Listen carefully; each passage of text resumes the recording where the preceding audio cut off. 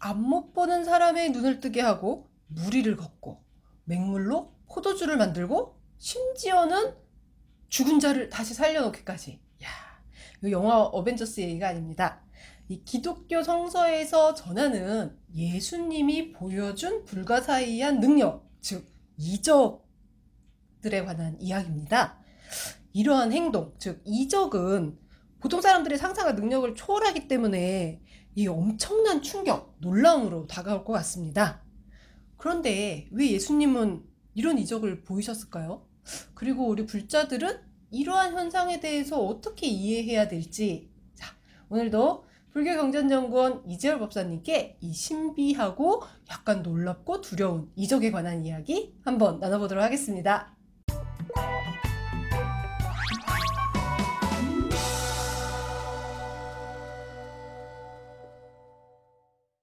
안녕하세요, 법사님. 네, 안녕하셨습니까? 와, 오늘 완전 흥미진진한데요. 이야, 네. 이거 기독교 성서의 기록대로 실제 이런 일들이 일어났었다면 와, 정말 난리 났겠는데요. 그런 사건이 실제로 일어났는지 안 일어났는지는 모르나 예. 대다수의 기독교인들은 그거를 실제로 믿고 있죠. 예. 그리고 사실 굉장히 많이 또 이야기도 해요. 뭐 오병이어의 뭐 기적이다. 예, 그리고 뭐 예수님은 죽은 사람을 살리기도 했다. 그리고 심지어는 요즘에도 예수님처럼 걷지 못하는 사람을 일어나서 걷게 만드는 기적이 어느 교회에서 일어났다. 뭐 이런 얘기 오늘날에도 심심치 않게 듣는 것 같아요. 그 교회가 한때 이제 부흥회가 성행했지 않습니까? 예, 맞습니다. 그 부흥회가 이제 열리는데 가장 많이 이용되는 아이템? 그렇지. 그것이 퍼포먼스. 뭐냐면 이제 바로 그 치병. 그쵸. 예. 치유은사라고 하는데 예. 그 불치병을 네, 맞아요. 그 교회에서 이제 기도회라든가 부흥회를 하게 되면 전부 다 치료된다. 뭐 그래서 교회가 막 일어나기도 그렇죠. 하고 우리나라 네. 여의도에 있는 그 대형 교회, 그 유명한 교회도 그 치병을 통해서 네.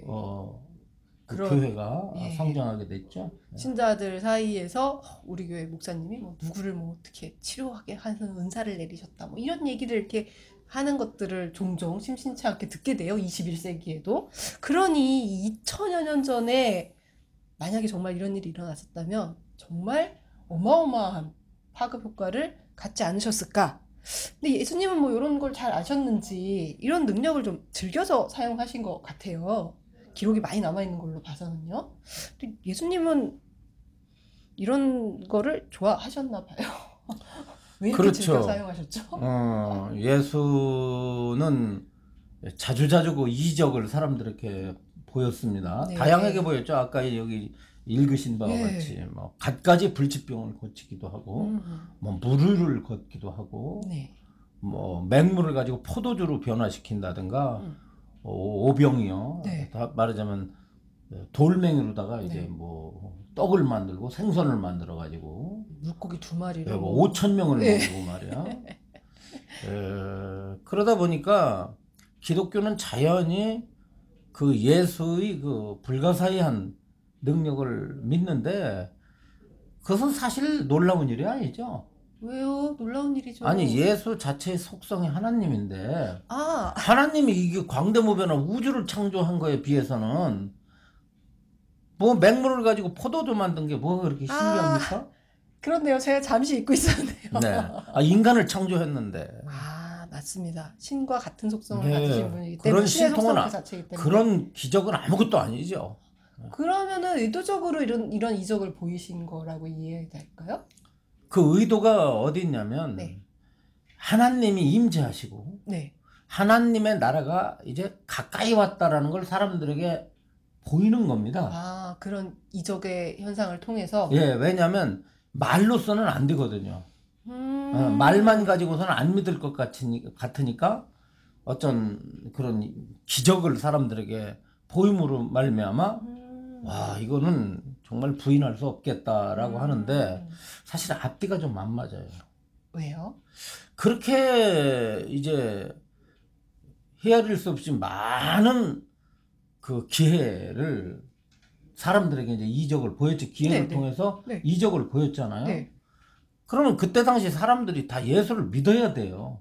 아, 그런데 제자들이 다 도망을 갑니다, 나중에. 예, 이제 앞으로 얘기하겠지만 네. 예수님 돌아가실 때, 네. 예수님 십자가에서 못 박혔을 때 예. 제자들이 한 명도 없어요. 다 도망가가지고. 아, 아니 어떻게 도망갈 수가 있죠? 이런 실제 현상을 보였음에도 아, 예를 들어서 돌멩이 가지고 떡 음. 만들고 돌멩이 가지고 생선 만들어서 5천 명한테 먹였는데 그런 신통을 보였는데 어떻게 예수님을 배신하고 도망을 가서 예수님 혼자 십자가에서 쓸쓸하게 못 박혀 돌아가셔야 되는지 말이 또 안 맞고요. 그렇게 예수가 태어날 때부터 천사들이 등장을 하고 네, 네. 또 이제 예수가 그 죽은 자를 살리고 그랬지 네, 않습니까? 네. 그러면은 왕들이 두려워해야 돼요. 그쵸. 그렇잖아요. 그리고 왕들이 쫓아가서 섬기고 모시고 그분의 뜻대로 살아야 되는데 아무 두려움 없이 예수를 끌어다가 심판대에 세워가지고 사형을 시킨다? 그 성경의 그러네요. 그런 부분이 제가 바라볼 때는 앞뒤가 맞지 않다. 그 앞뒤가 맞지 않는 게 무척 많습니다, 사실. 근데 사실 이런 이적이 어느 종교에나 사실은 조금씩은 다 이렇게 나타나는 현상이 아닌가 싶어요. 불교에서도 뭐 이적이라는 말을 저희가 뭐 이렇게 그런 단어를 쓰지는 않지만 부처님이 굉장히 다양한 어떤 신통력을 갖고 계셨다라는 건 이미 경전에서도 여러 번 언급되고 있잖아요. 그 신통과 이적의 차이랄까요? 일단 부처님은 어떤 신통을 갖고 계셨는지 저희가 그것부터 좀 한번 확인하겠습니다. 이제 다시 언급하지만 예수가 기적을 사람들에게 보인 이유는 하나님의 나라가 임재했다는 사실을 믿게 하기 위해서다라고 네. 하는 거죠. 네. 목적이 그게 있었죠. 그리고 예수는 그 속성이 천지를 창조한 신의 맞아요. 속성이기 때문에 그대로, 자연 발생적으로 자유자재할 수 있는 능력을 가지고 있을 수밖에 없죠. 태생적으로. 예, 그렇죠. 그 신만이 가능한 거죠, 이적은. 네. 성서에는 보통 인간이 예수와 같은 능력을 보인 인간이 전혀 소개되고 있지 않습니다. 네. 그렇잖아요. 네. 그것은 인간은 피조물이기 때문에 나약하기 그지없고 그런 나약하기 그지없는 인간이 어떻게 기적이라든가 이런 어떤 불교에서 신의 말하는 능력을. 신통력을 네. 발휘할 수 있느냐 말도 네. 안 된다라고 네. 본 거죠. 네. 그러나 불교에서는 신의 힘을 전혀 빌리지 않고 또 어쩌면 신의 능력보다도 훨씬 뛰어난 이적 현상을 보이시거든요. 예. 구체적으로 좀 어떤 게 있었을까요? 예, 부처님께서도요, 당연히 이제 하늘을 나르고 또 이제 강을 뛰어넘습니다. 강을. 예, 이 강에서 이쪽 기슭에서 저쪽으로 기슭으로 맞아요. 부처님이 가실 때 뛰어넘으시죠. 배 안 태워주니까 강을 그냥 건너셨다라는. 그렇죠. 그리고 이제 그 유명한 이제 천안통, 천안통. 또 천이통, 예. 또 이제 숙명통, 네, 전생을 보시는군요. 그다음에 뭐 타심통, 예. 이런 또 이제 또 뭐가 있냐면 이제 신족통이라는 게 있지 않습니까? 신족통은 신족통. 네, 아주 신통 중에 고급 신통이죠. 이거는 네. 나의 육체를 많은 사람들에게 보일 수 있는 거예요. 순식간에. 말하자면 자신의 분신을 만들어 가지고 많은 사람들에게 나타나니까 예를 들어서 부처님이 지금 법보신문에 앉아 계시다라고 한다면 필요하면 어디로 가느냐, 뭐 조계사에 이 분신을 그쪽에다 보일 수도 있고, 예, 그런. 아니면 미국에도 보일 수가 있고. 그래서 부처님께서 스리랑카에도 나타나셨다. 아, 그렇죠. 뭐 예. 거기에 나타나셨던 발자국이 있다. 뭐 그런데- 이런 게 약간 예. 신족통의 개념이군요. 그런데 제가 이 초기불교 연구하시는 교수님하고 대화를 했는데 네. 그게 부처님께서 직접적으로 몸을 갖다가 여러 가지로 분신을 해가지고 나눠가지고 보이는 게 아니라 네. 중생들의 어떤 심리를 이용한답니다. 그래가지고 예, 심리를 이용해서 아무튼 어떤 착각 현상을 이용해서 부처님을 나타나게 한다는 거예요. 뭐 여기는 그런 약간 트릭이? 예, 그런 부분이 있는데 아무튼 그것뿐만이 아니고 또 이 부처님이 이 예수하고 비슷한 신통이 하나가 있어요. 뭐죠? 예수가 이제 말하자면 오병이요, 유명한. 예. 돌을 가지고 이제 떡을 만들고 떡을 만들지 않습니까? 생선 두 마리를 갖고 만들어 가지고 5천 명에게 나눠 먹이잖아요. 네, 그래도 줄지 않았다. 네, 그대로 있었다고 그러잖아요. 네. 근데 아함경에 보면은 네. 예, 흉년이 들어가지고 네. 탁발을 못 갑니다. 스님들이. 예. 굶어야 돼요. 예. 아, 그러니까 어떻게 되냐면 부처님에게는 누가 공양을 줬거든요. 부처님께 이제 공양을 줘 바로에 부처님 바루에만 밥이 가득 넘쳤어요. 예. 그런데 500비구들이 굶고 있어요. 그러니까 부처님께서 신통력으로 바루에 있는 밥을 500그릇을 만들어 가지고 500의 비구들이 풍족하게 먹었는데 부처님의 바루에는 밥이 그대로 남아 있었다라고 하는 그런 굉장히 유사한데요. 신통이 있거든요. 예. 그렇죠. 그래서 이게 굉장히 유사하네. 예수의 신통에 비할 수 없는 신통을 부처님이 쓰셨고 신통에서는 부처님도 빠지지 않으셨다. 아, 그거요. 오히려 더한 능력이 있으면 더한 능력이 빠지진 있었다. 않으셨다. 특이한 것은 네. 뭐냐면 인간이 그런 신통력을 개발했다는 겁니다. 그러니까요. 제가 저도 여쭤보려는 참이었어요. 그 예수님은 하느님의 아들이고 신의 속성을 그대로 갖고 있으니까 그래 그런 능력을 갖고 있을 수 있다고 치자. 근데 부처님 아니시잖아요. 그렇죠. 근데 어떻게 부처님은 이런 능력을? 사람이죠. 예. 사람이 그런 능력을 구사할 수 있다는 어떻게 건 이런 능력을? 그만큼 불교에서는 인간의 능력을 네. 인정하고 있는 거죠. 인간의 능력. 인간의 능력은 신의 능력에 뒤지지 않을 수 있다라고 하는 거를 간접적으로 이제 이렇게 보여주고 있는 거예요, 우리들에게. 그러면 부처님은 어떤 과정을 거쳐서 이런 능력을 갖게 되신 건가요? 네, 부처님의 그와 같은 능력은 네. 선정에서 나옵니다. 선정이요? 네. 이것도 다시 수행으로 돌아가는군요. 선정으로 나와요. 선정의 힘입니다. 선정의 힘. 예, 그래서 이제 이 선정을 닦는데 지혜가 열리게 되거든요. 선정을 닦으면 이제 지혜가 열리게 되는데 네. 그 지혜가 초기 경전에서 한 3종 지혜로 나눠요. 네. 그게 뭐냐면 궁극지. 궁극지가 또 하나는 일체지입니다. 일체지. 네, 마지막으로 그게 신통지예요. 신통지. 네. 요 지혜 종류의 네. 신통지라는 그래서 게 이제 있군요. 선정을 닦음에 따라 가지고 지혜가 수반이 되는데 신통이 수반이 되는데 네. 사람의 기질에 따라서 네.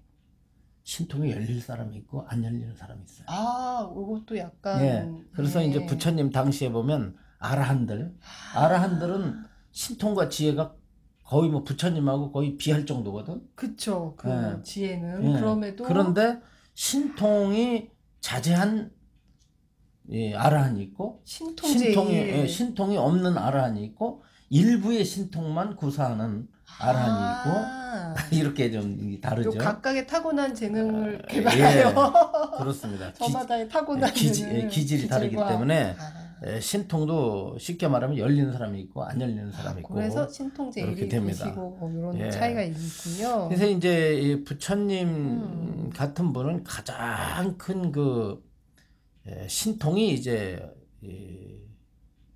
누진통인데. 누진통이요. 누진통이 이제 가장 뛰어난 신통이에요. 그 누진통은 번뇌 없음입니다. 네. 번뇌가 사라진 거예요. 이 불경에 의하면 외도들도 오신통은 다 한다는 겁니다. 하다못해 뭐 도를 닦고 수행을 하면 신통이 열리는데 신족통, 천안통 뭐 이런 게 다 열릴 수 열려요. 있다. 신족통도 열리고 천안통도 열리고 뭐 타심통, 타심통, 숙명통 다 열려요. 아까 말씀드린 바로 이거 신변, 예. 몸을 변이신통이라고 그러는데 몸을 여러 개로 나투는 손오공이 이렇게 머리털 뽑아가지고 후하면 같은 손오공 수백 개의 손오공도 만들지 않습니까? 그렇듯이 그 능력도 가지고 있지만은 그 외도들과 부처님과의 차이는 뭐냐면 누진을 얻었느냐 못 얻었느냐 말하자면 번뇌로부터 완전히 벗어났느냐 벗어나지 못했느냐가 이것이 이제 가장 중요한 겁니다. 번뇌를 벗어나는 것이 중요하죠. 오신통을 부리는 것은 전혀 중요하지 않아요. 네. 이게 핵심이다. 예, 그렇습니다. 근데 이제 또 한 가지, 또 한 가지 우리가 반드시 알아야 될 건 뭐냐면 부처님의 신통은 신을 중심으로 하는 종교의 성전에, 기독교 같은 성전에서는 도저히 상상도 할 수 없는 신통이 나옵니다. 뭐죠 또? 스스로가 자신이 몸을 벗고 싶을 때 벗는 거예요. 그러니까 쉽게 말하면 내가 이 세상에 머물러 있을 필요가 없다 했을 땐 내가 열반에 들어버립니다. 지난번에 말씀하셨듯이 내가 이 생에서 해야 할 일을 다 마쳤을 때 스스로 판단하실 때 갖가지 여러 방법을 통해서 육신을 벗는 겁니다. 그걸 갖다 이제 대열반 파리니빠나라고 그러잖아요. 반열반에 드시는데 그 힘이 어디서 나오냐면 선정의 힘이에요. 이 역시 선정의 힘이다. 이런 요것도 정말 자, 부처님께서 어떻게 죽음으로부터 벗어나셨습니까? 어떤 힘에 의해서 부처님은 죽음을 벗어날 수 있었을까요? 라고 묻는다면 선정의 힘에 의해서 그렇게 된 겁니다. 스스로의 힘. 스스로의 선정의 힘. 요거 바꿔 얘기하면 물론 부처님께서는 한량없는 지혜와 공덕을 닦으셔서 이런 선정의 힘을 이루셨겠지만 조금 힘들지만 갈 길이 멀긴 하지만 다른 사람들도 가능하다는 얘기네요. 쉽게 해서 제자들도 가능하셨던 거예요. 당연히. 그럼 그런 방법을 알려도 주신 거고 당연히 길도 알려주신 거고. 요게 그 예수님이 보여줬던 그 이적의 힘하고는 근본적으로 좀 차이가 있네요. 그러니까 기독교 입장에서 볼 땐 인간은 우습거든요. 우스운 게 신 앞에 인간을 세워 놓는다고 한다면 보잘것없는 존재입니다.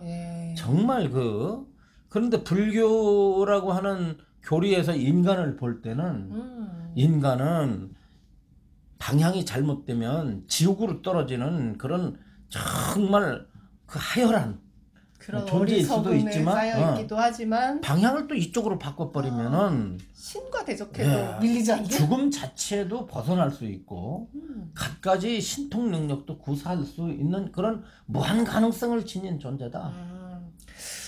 그런데 막상 경전을 보면 부처님께서는 이런 신통을 막 그렇게 즐겨 사용하시거나 뭐 아주 자주 사용하시거나 이러지는 않으셨던 것 같아요. 왜냐면 신통에 맞들리면 미혹해지거든요.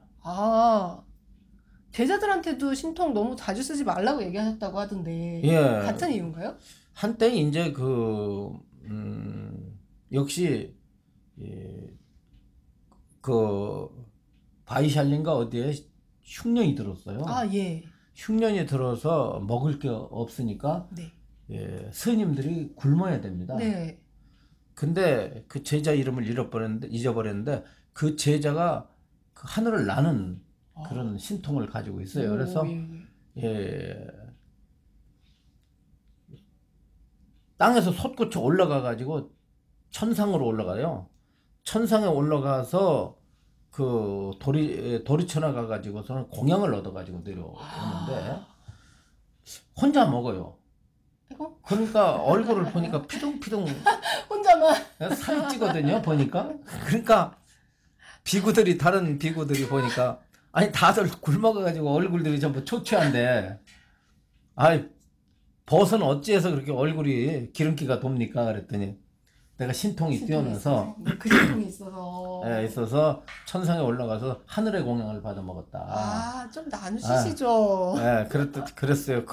이 얘기를 이제 부처님께 고했더니 네. 부처님께서 출가 비구는 신통을 삼가하라는 계율을 내립니다. 그래서 부처님 당시부터 신통은 존재했지 않나. 그 계율을 만드실 그러니까 정도면 계율을 내릴 정도니까. 거의 일상에 관한 것들 규범을 정하시는 게 계율인 건데. 그렇죠. 그래서 이제 그리고 신통에 의존하면은 자꾸 중생들이 집착을 하게 되거든요. 그렇지 않겠어요? 그쪽으로. 그렇죠. 이게 일단 혹하잖아요. 그래서 이제 사실은 종교 단체가 잘 되는 단체는요, 기적이나 신통을 앞세워 가지고 교세가 커져요. 그렇죠. 말하자면 불교에서도 대작불사하고 이러는 거 보면 과연 정법을 통해서 하느냐 이거보다는 뭐 기도해 가지고 무슨 무슨 대단한 값이 얻었다는 소문이 난다든가. 일단 그런 소문이 빠르잖아요. 그렇죠, 빠르고 전파력이 빠르고. 거기서 천도제를 지냈더니 어쩌다 이래가지고 아무튼 이제 그리고 중요한 게 뭐냐면 우리가 도인 그러면 신통술과 연결을 좀 있으셔야. 그렇죠. 이렇게 공부양 정도는 하셔야. 큰 스님 조실이니까 우리 집안일 훤히 아시겠네. 이번 그분한테 가서 대학할까요? 그분한테 가서 여쭤보면 아마 다 아실 거예요. 그래서 수행한 분들이 어떤 미래를 갖다가 내다보고 전환통이 열리거나 또 보이지 않는 어떤 힘으로다가 자기들을 갖다 좀 이렇게 도움을 줄 거라고 생각을 하는데 또 그런 걸 내세우면 도량이 잘 돼요. 교회도 마찬가지고. 중생의 마음이 또 그렇기 때문에. 근데 엄밀한 의미로 부처님은 그런 것을 금기하셨습니다. 그 말씀은 조금 이따 좀 더 자세히 하고요. 그럼에도 사실 부처님도 신통을 보이셨단 말이에요. 그럼 주로 부처님은 어떤 경우에만 신통을 보이셨는지 그걸 좀 저희가 어떻게 이해해야 될까요? 주로 어떤 경우에 신통을 보이셨다고 할 수 있을까요? 그게 뭐냐면은 교화받을 교화받을 인연이 갖추어졌다고 생각했을 때. 교화받을 인연이 갖추어졌다? 그것은 왜 그러냐면 역시 설법을 통해서는 조복을 받기 어려울 때에 설법을 하기 위한 방편으로다가 먼저 신통을 보입니다. 법을 설하기 위해서. 그러니까 설법을 해야 되는데 믿지를 않을 것 같아. 그때 설법을 하기 위해서 신통을 부리지. 중생들이 설법을 갖다 제대로 듣겠다고 마음을 먹고 앉아있는 앞에서는 신통을 잘 부르시지 않았습니다. 그러니까 중생의 마음을 조복받기 하기 위한 방편으로.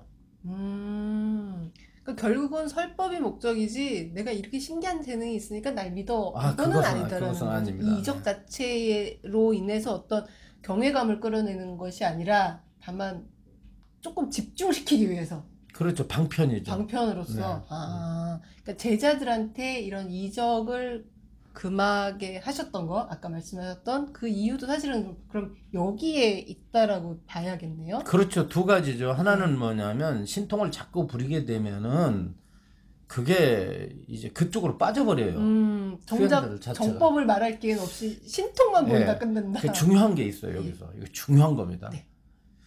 누진통은 부처님 경지예요. 번뇌가 다 한 거죠. 누진통이 열리기 전까지는 신통을 해서는 안 됩니다. 결국 부처님의 경지에 가기까지는 전까지는 신통을 보이지 마라. 왜냐하면 그 현상이 대접해 버리고요. 거기에 오히려 속박을 당해요. 제자들에게도 이렇게 가르치신 거예요? 그래서 수행이 완성되지 않은 제자들에게는 신통을 금하라고 했던 거죠. 왜냐하면 또 뭐냐면 사람이라는 것이 신통을 부리게 되면 두 가지가 우려가 됩니다. 하나는 뭐냐면 신통을 저렇게 부르니까 저분이 부처님 경지에 이르을 거라고 하는 착각을 하게 돼요. 그렇죠. 저희가 보기에는 그리고 또 하나는 뭐냐면 신통을 부리게 되면 많은 사람들로부터 존경을 받게 됩니다. 그렇죠. 그런 인간에게는 존경받고 싶어하는 욕망이 남아있으니까 어떤 부처님 제자들은 어떤 생각을 했냐면 내가 번뇌를 제거하는 일보다 신통을 얻는 것이 더 좋겠다라고 하는 쪽으로 기울어질 수가 있어요. 마음이 살랑살랑하다 기울어지는구나. 그렇죠. 네. 재밌거든요, 또. 그렇죠. 네, 그래서 이제 그렇게 돼버리면 수행 쪽으로 정말 불교의 본질을 놓치게 되거든. 부처님의 가르침의 본질을 놓치게 된단 말이야. 그러니까는 쓰지 말라고 했던 것입니다. 이 신통이 중요한 게 아니라 물론 그 신통의 일환이지만 누진통, 즉 번뇌를 없애는 이것이 가장 중요한데 그렇죠. 그 가장 그 중요한 거죠. 앞단계에 약간 부수적으로 얻어지는 이런 약간의 잔기술? 이런 거에 빠지다 보면 궁극적인 거를 놓치게 된다. 그렇기 때문에 신통을 금지해라, 자제해라, 함부로 행하지 말아라는 건 결국 번뇌를 없애는 일에 좀 더 힘을 써라. 그게 부처님의 그 목표였던 거죠. 신통 안 열려도 좋으니까. 그건 아무 이 지혜와 진리를 아는 것과 신통이 열리는 거는 아무 관련이 없다. 그건 수행하다가 얻어지는 부산물이야 그냥. 그냥 곁다리로 얻어지는 거야. 네. 그러니까 그거에 가치를 두지 말라는 거죠. 약간 따라오는 사은품 예. 같은. 표현이 너무 저렴한지 모르지만 사실 그렇게 자꾸 이해가 되는 것 같아요. 네. 그러면 조금 다른 측면에서 보자면 예수님이 보였다는 그 많은 이적도 부처님이 보시기에는 저 친구가 번뇌를 다 끊었나? 이런 측면에서 먼저 보시겠네요. 당연하죠. 그러면 약간 아닌데 싶으시겠네요. 아닐 수밖에 없죠. 왜냐하면요. 앞으로 이제 다른 시간에 또 설명을 하겠지만 부처님의 눈에서 볼 때 기독교의 하나님 자체가 중생이에요. 저희 예전에 그런 얘기 했던 것 같습니다. 번뇌와 욕심과 분노를. 네, 번뇌가 드글드글합니다. 네, 아상이 드글드글하고 무아를 알지 못하고 연기를 알지 못하고 그렇기 때문에 그 예수님 자체가 번뇌가 없을 수가 없죠. 저 친구가 아니라 한참 후배시긴 한데 저 예수님이 이렇게 신통을 해가고 이적을 행하는 걸 보시면서 예수님은 저렇게 함부로 저거 지금 잔재주 부릴 때가 아닌데 이 번뇌를 끊어야 되는데 이런 참 안타까운 마음이 일어나셨겠네요. 얼마 전에 그 유명하신 연세대학교 김동길 교수가 돌아가셨잖아요. 예. 그분이 과거에 이제 그 민주화 운동을 네. 하다가 옥고를 치렀지 않습니까? 네. 감옥에서 불교의 반야신경을 봤다는 거예요. 예. 자기 어떤 저술한 책에서 내가 읽은 적이 있습니다. 근데 이제 불교를 반야신경을 읽어보니까 어떻다라고 이제 소감을 밝히면서 만약 오늘날 석가모니가 이제 다시 와서 예수를 알았다고 한다면 출가도 하지 않았을 거고 고행도 하지 않았을 거고 불교의 교조가 되지 않았을 것이다. 기독교를 알았다면. 그러니까 석가모니가 기독교를 알았다고 한다면 그럼 기독교인이 되셨을 거라고요? 그렇지. 기독교인 예수 제자가 됐을 거라 이런 얘기를 쓴 게 있어요. 반야신경 잘못 보신 거 아닐까요? 그래서 내가 하는 얘기가 그겁니다. 반대로 만약 예수가 불교를 알았다고 한다면 십자가에 못 박혀 돌아가지 않았을 것이다. 네. 그러게요. 네. 반야신경을 저희가 제대로 읽어야 됩니다. 이래서 반야신경을 그냥 자기는 한문으로 그냥 대충 아는 거예요. 한문으로 본 거지, 한문으로 해석한 거지, 의미를 파악한 건 아니거든. 그래서 이래서 저희가 이 지혜가 열린 분, 안목이 열리신 분에게 배워야 됩니다. 이재열 목사님을 만나셨으면 김동길 교수님이 돌아가시기 전에 좀 더 새로운 세상을 만나셨을 텐데 삼가 애도를 표합니다. 그렇죠. 저희가 오늘 이정론에 관해 이야기를 해봤습니다. 참 세상에는 신비한 일도 많고 또 어떻든 간에 인간의 이 인식, 의식, 지혜로서는 이해되지 않는 부분이 분명히 있는 것 같습니다.